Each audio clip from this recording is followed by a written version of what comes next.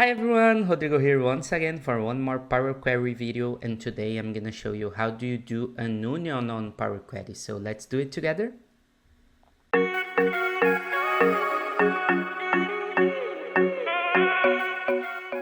Guys, here you can see that I have two queries on the left side of my screen. One is called a gen table and the other one fab table. What's the difference between these two data sources? In gen table, I have the information about the ID, product, sales, and the month called January in each row.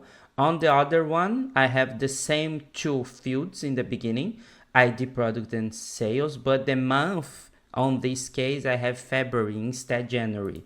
So in our case, our goal is just to merge these two tables and create only one in a vertical way with the structure that beginning with January, and then under the January I will have the February data. All right, so how can we do that? How can we do this union on Power Query? We have to move on to the home sections over here. So click one on home section and then you move on to the right until this part called append queries. All right, append means union on Power Query, guys. So click once, and then we have two options of merge queries here. We have the first one is two tables, so we'll just use this one as the beginning of the data set in the results, and then connect another one, merge another one under this one. This is the two tables option.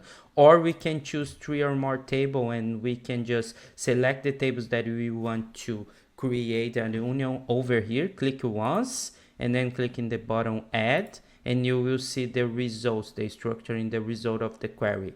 Okay, so which one will be in first position, and which one will be in the second position, third, and etc. Right?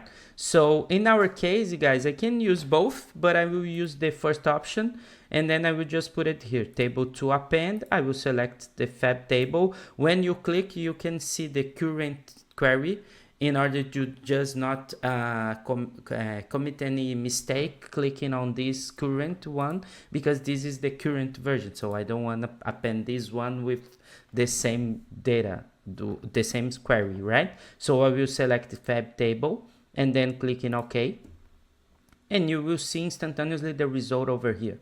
So we have first the 10 rows of January data source, and then finally the second data source with 10 rows as well. All right.